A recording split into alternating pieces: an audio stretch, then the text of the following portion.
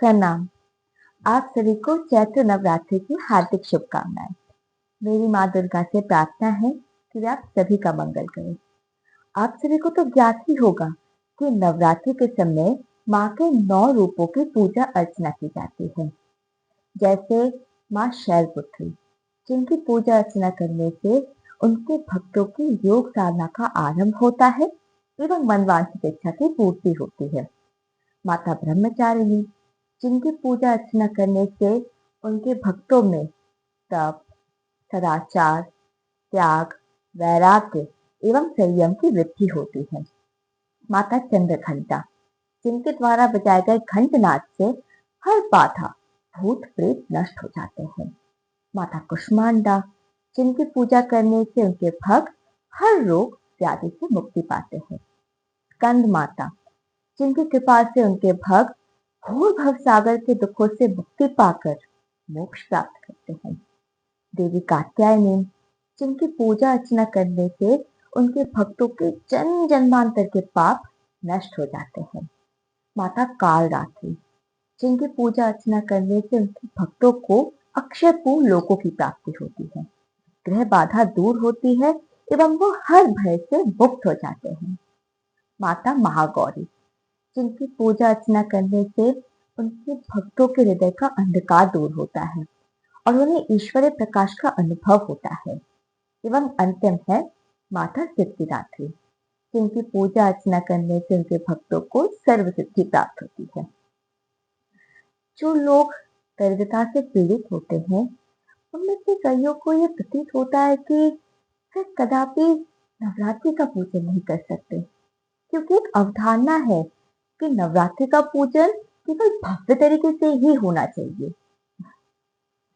परंतु आप सभी की जानकारी के लिए मैं बता दूं कि केवल एक भ्रांति है। वास्तव में तो सरल एवं पारंपरिक पद्धति से भी माँ का नवरात्रि पूजन किया जा सकता है। इसके विषय में मेरे सर्वोत्तम के धारावाहिक तेनालीरामा के प्रथम श्रृंखला के 331 अध्याय में चर्चा की गई थी।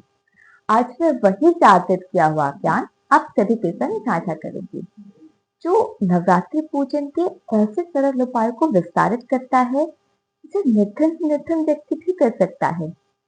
तो आइए प्रारंभ करते हैं।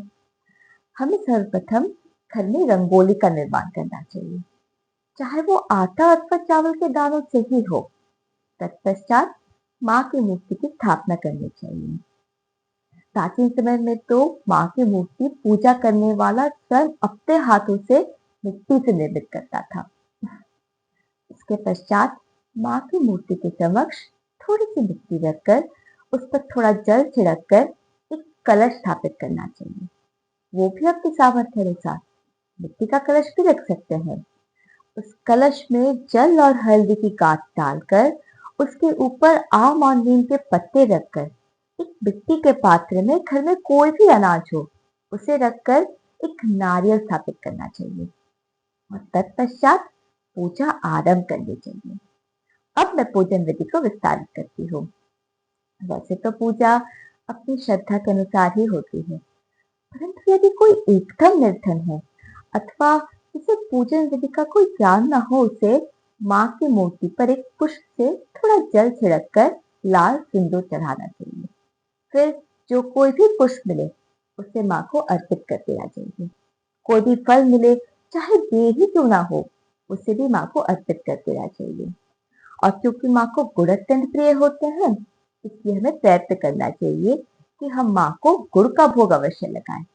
और दशमी के दिन भी कोई विशेष व्यंजन बनाने की आवश्यकता नहीं है, बस चावल की खीर बनाकर उसे माँ को चढ़ा देनी चाहिए और फिर जो भी मंत्र स्मरण हो उससे माँ की स्तुति कर लेनी चाहिए। यदि कोई मंत्र स्मरण ना हो तो बस माँ कहकर पुकार लीजिए, क्योंकि माँ का सबसे बड़ा मंत्र माँ होता है। जो भी उन्हें माँ कहकर पुकारता है, माँ उसके समस्त कष्ट हर लेती है। आप सभी के मस्तिष्क में अवश्य ही प्रश्न कौन रहा होगा कि बिना विशेष व्यंजन के, विशाल मूर्ति के, विशेष फल और पुष्प के क्या माँ को प्रसन्न किया जा सकता है? निश्चित रूप से, क्योंकि माँ तो केवल भावना की भूखी है। माँ ये नहीं देखती कि आप कितनी भव्यता से किस तरह से माँ का पूजन कर रहे हैं। अपितु माँ ये देखती है कि आप किस श्रद्धा भाव से उनकी पूजा कर रहे हैं।